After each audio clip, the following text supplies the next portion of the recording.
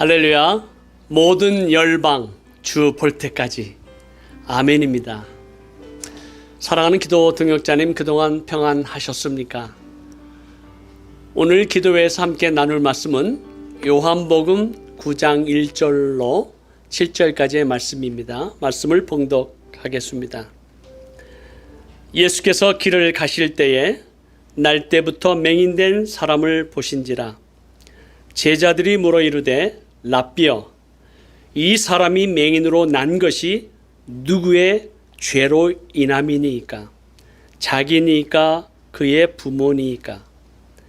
예수께서 대답하시되 이 사람이나 그 부모의 죄로 인한 것이 아니라 그에게서 하나님이 하시는 일을 나타내고자 하심이라. 때가 아직 낮음에 나를 보내신 이의 일을 우리가 하여야 하리라. 밤이 오리니 그때는 아무도 일할 수 없느니라. 내가 세상에 있는 동안에는 세상의 빛이로다. 이 말씀을 하시고 땅에 침을 뱉어 진흙을 이겨 그의 눈에 바르시고 이르시되 실로암 못에 가서 씻으라 하시니, 실로암은 번역하면 보냄을 받았다는 뜻이라. 이에 가서 씻고 밝은 눈으로 왔더라. 아멘. 예수님께서 예루살렘 성전에서 나와 구걸하는 맹인을 보시고 치유하신 사건은 요한복음에 기록한 5번째 표적입니다. 이 표적 가운데 3가지 질문을 통해 말씀을 나누려고 합니다. 첫 번째 질문은 누구의 죄로 인함이니까? 제자들은 날 때부터 맹인된 원인이 그의 죄 때문인지 아니면 부모의 죄 때문인지 물어봅니다. 그 당시 유대인들은 육체의 장애나 질병이 있으면 부모 혹은 그에게 죄가 있어 하나님의 징벌과 저주를 받았다고 생각했습니다. 한국인 역시 불교의 핵심인 인과응보, 즉 전생에 지은 죄에 따라 내생의 삶이 결정된다는 사상에 많은 영향을 받았죠.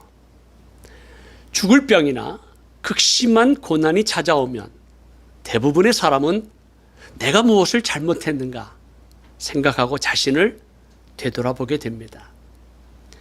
그래서 병이나 고난의 원인을 알기 위해 점쟁이, 박수, 무당을 찾아가든지 아니면 어떤 믿음의 대상을 찾아 의지하든지 혹은 의학, 화학, 인간의 힘으로 문제를 해결하려고 합니다. 병의 원인이 죄일까요? 만약 부모 가운데 고혈압이나 당뇨 혹은 유전에 관계된 병이 있다면 자녀에게 생기는 병이 있습니다. 몸에 해로운 것들을 취하고 절제하지 못함으로 생기는 병도 있지요. 창조의 질서를 어기고 동성끼리 음욕이 분리듯하여 부끄러운 일을 행하면 그들의 그릇 때문에 상당한 보응, 병을 받는다 성경은 말씀하고 있습니다. 또 하나님을 대적하는 민족과 국가를 향해 전염병으로 징계와 심판이 하시기도 합니다. 예수를 믿는 성도 역시 죄를 반복해서 짓게 되면 육체의 병, 때로는 육체적인 죽음이 따르게 되는 것을 성경은 경고하고 있습니다. 고린도전서 11장 29절에서 30절 말씀을 보면 거룩한 성찬식에 참여할 때 주의 몸을 분별하지 못하고 먹고 마시는 자는 자기의 죄를 먹고 마시는 것이니라. 그러므로 너희 중에 약한 자와 병든 자가 많고 잠자는 자도 적지 아니하다 말씀하고 있습니다. 반면에 질병이 죄와 전혀 관계없는 경우도 있습니다. 사도 바울의 경우 하나님 앞에 교만하지 않도록 사단의 가시로 허락한 병이 있습니다. 그리고 이 맹인의 경우처럼 하나님께서 하시는 일을 나타내는 목적이 있다 말씀합니다. 현재 당하는 고난이나 병의 원인을 다 알 수 없고 깨달을 수 없지만 하나님께서 어떤 목적을 이루시기 위해 허락하신 고난과 병이 있다는 것입니다. 제 아내가 2008년 식도암 3기로 큰 수술을 받고 12년이 지난 지금까지 살아있는 것 자체가 하나님의 은혜이지만 지금도 육체의 연약함과 고통의 원인을 의학적으로 해결하지 못하고 있습니다. 모든 상황을 다 이해할 수 없지만 하나님 앞에서 우리를 정결케 하시고 하나님만 의지하게 하시고 하나님 나라에 참 소망을 두게 하시고 하나님께서 하시는 일을 나타내도록 우리 자신을 온전히 항복하고 복종하는 것이 오히려 은혜요, 축복임을 고백합니다. 이 표적의 목적은 영적으로 맹인된 것을 알지도 깨닫지도 못하는 사람들에게 예수 그리스도께서 이 세상에 빛이 되심을 선포합니다. 빛 대신 예수 그리스도를 믿음으로 말미암아 영적인 눈을 뜨라는 메시지죠. 우리의 질병과 고난의 원인이 무엇인지 자기를 점검하고 하나님께 나아가는 계기를 갖는 것 중요합니다. 그러나 병과 고난의 원인을 알기보다 이 상황 가운데에서 하나님의 뜻과 섭리가 이루어지도록 하나님을 온전히 신뢰하고 하나님께서 하시는 일을 나타내고자 하는 것이 더욱 중요합니다. 그리할 때 하나님의 영광이 나타나고 구원의 역사를 기대하고 온전한 치유의 역사가 일어날 것을 믿습니다. 두 번째 질문은 왜 진흙으로 눈에 바르셨는가? 요즘 침을 땅에 뱉어서 진흙을 이겨 맹인의 눈에 바른다면 정말 이상하다고 생각할 것입니다. 이 치유의 방법은 사복음서에서 딱 한 번 등장하는데 이렇게 하신 이유가 있습니다. 태초에 하나님께서 땅의 흙으로 사람을 지으신 창조의 역사를 상징하는 것입니다. 아담, 사람이라는 이 단어는 아담아, 땅이라고 하는 단어에서 파생되었습니다. 사람이 땅의 흙으로부터 창조되었음을 의미하는데 요한은 의도적으로 이 표적을 통해서 예수님께서 땅의 흙에서 사람을 창조하시고 어둠에서 빛을 창조하신 하나님이심을 선포하고 있습니다. 저희가 잘 아는 요한복음 1장 1절에서 3절 말씀, 태초에 말씀이 계시니라. 이 말씀이 하나님과 함께 계셨으니 이 말씀은 곧 하나님이시니라. 그가 태초에 하나님과 함께 계셨고 만물이 그로 말미암아 지은 바 되었으니 지은 것이 하나도 그가 없이는 된 것이 없느니라.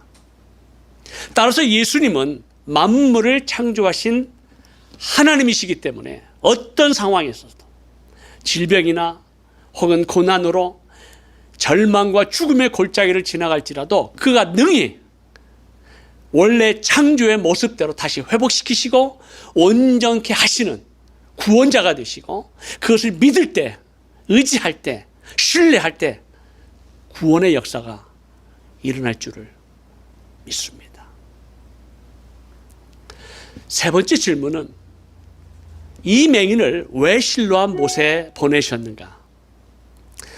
예수님은 맹인을 실로암 못으로 보낸 이유는 실로암이 갖는 의미입니다. 히브리 언어 실로암은 보냄을 받았다라는 뜻이죠. 헬라 언어로는 아포스텔로라고 하는 뜻인데요. To send 혹은 to order to go to place appointed. 어떤 지정한 장소로 보내기로 명령하다는 겁니다. 아포스톨로스라고 하는 단어가 여기에서 왔는데요. 우리가 알고 있는 사도라고 하는 단어, 보냄을 받았다. 바로 그 뜻입니다. 같은 뜻으로 라틴 언어로 미시오라고 하는 단어죠. 이 단어에서 미셔너리, 선교사라는 단어, 미션, 사명이라는 단어가 생겨났습니다. 아무것도 보지 못하고 소망도 없던 맹인된 자가 눈을 뜨게 하신 목적은 그를 보냄을 받은 사명자로 부르시기 위함입니다. 예수님께서 때가 아직 낮음에 나를 보내신 이의 일을 우리가 하여야 하리라. 밤이 오리니 그때는 아무도 일할 수 없느니라 말씀하십니다. 하나님 아버지로부터 보내심을 받아 이 세상에 빛으로 오신 예수님은 일할 수 없는 밤이 오기 전에 하나님의 일을 하라고 말씀하고 있어요. 우리가 영적으로 눈먼 자였습니다. 그러나 이제 영적인 눈을 뜨게 되는 구원을 받았을 뿐만 아니라 우리 모두를 사명자로 부르셨습니다. 전 세계로 확산되는 코로나 사태가 점점 심각해지고 지금 캘리포니아에서만 잠시 열렸던 교회 현장 예배가 다시 중단되고 온라인 예배로 바뀌었습니다. 여러 비즈니스도 다시 어려움을 겪고 있지요. 앞을 내다볼 수 없는 우리의 미래를 어떻게 준비할 것인가? 앞으로 일할 수 없는 밤이 오기 전에 하나님의 나라를 위해서 우리가 할 수 있는 일이 무엇인가 묵상하게 됩니다. 코로나 사태로 인해 교회를 가지 못하기 때문에 예배를 드리지 못하기 때문에 또 선교지를 방문할 수 없기 때문에 하나님의 일을 하지 않는다면 우리의 게으름과 나태로 인해 책망을 받을 수 있습니다. 코로나 때문이라고 핑계할 수 없습니다. 현재 상황은 답답하고 안타깝지만 그렇다고 해서 가만히 기다리고 있을 것인가? 뒤로 물러갈 것인가? 아니면 하나님의 일을 더욱 전진하며 달려갈 것인가에 대한 선택은 우리에게 달려 있습니다. 사랑하는 기도 동역자님, 사방팔방은 다 막혀도 하늘을 향한 문은 가장 크게 열려 있습니다. 우리는 이 기간 동안 연합 기도를 통해 하나님의 일을 더 힘있게 할 수 있습니다. 그분이 친히 일하시도록 하는 놀라운 기회를 주신 것입니다. 우리의 연합 기도를 통해 하나님의 역사와 성령의 능력이 선교 현장에서 나타나도록 하는 것, 우리는 이미 지난 15년 동안 체험하고 있습니다. 지금 우리가 아무것도 할 수 없다고 느끼는 이때 골방에서 열방으로 나아가는 중보자의 사명을 감당할 수 있습니다. 개인과 가정, 교회를 위해 중보 기도하는 성도님들이 많이 있습니다. 그러나 열방과 해외 선교를 위해 기도하는 분은 많지 않습니다. 특히 이슬람권을 위해서 중보 기도하는 자 더욱 적습니다. 사탄과 악한 영들을 대적하는 영적 전쟁 가운데 있습니다. 연합기도는 사탄과 악한 영들이 가장 싫어하며 두려워하는 사역입니다. 주님의 재림을 예비하는 사역입니다. 다시 오실 왕의 대로를 수축하는 사역입니다. 먼저 그의 나라와 그의 의를 구하는 사역입니다. 지금 이 시간에 우리가 함께 기도에 참여하시는 여러분 한 분 한 분은 너무나도 귀하고 소중합니다. 따라서 중보 기도 사역에 더 많은 분들이 좀 참여할 수 있도록 주위에 있는 분들을 격려하시고 초청해 주시기를 부탁을 드립니다. 유튜브 연합기도회에 등록하지 않으셨다면 기도회 후에 꼭 등록해 주십시오. 등록하는 이유는 시간에 맞춰 기도회를 알리는 알림 기능도 있지만 이슬람권을 위한 중보 기도자가 이 땅 가운데 많이 있으리라고 생각합니다. 그분들이 유튜브에 참여할 수 있는 동기부여가 되기도 합니다. 우리가 1시간입니다. 일주일에 1시간. 15분 찬양 시간에 소리를 내서 힘차게 찬양해 주십시오. 15분 메시지 아멘으로 화답해 주십시오. 30분 기도 시간에 큰 소리로 외치며 선포해 주십시오. 우리의 연합 기도는 역사하는 힘이 많습니다. 우리의 골방에서 눈물과 땀으로 드린 기도, 열방에서 영원 추수의 열매로 나타날 것입니다. 우리는 영적 메인에서 눈을 뜨고 사명자로 부르심을 받았습니다. 우리의 골방이 열방을 향한 능력의 통로입니다. 기도하시겠습니다. 하나님 아버지, 감사합니다. 오늘 이 시간 맹인되었던 한 사람이 주님의 놀라운 치유의 은혜와 축복을 받고 사명자로 일어선 것을 봅니다. 하나님, 우리도 과거에 영적으로 맹인되었던 자, 세상의 빛이 되신 예수 그리스도를 믿음으로 말미암아 영적인 눈을 뜨게 하시고 영원한 생명을 갖게 하시고 구원을 받게 하시고 이 세상을 향한 사명자로 불러주심을 감사합니다.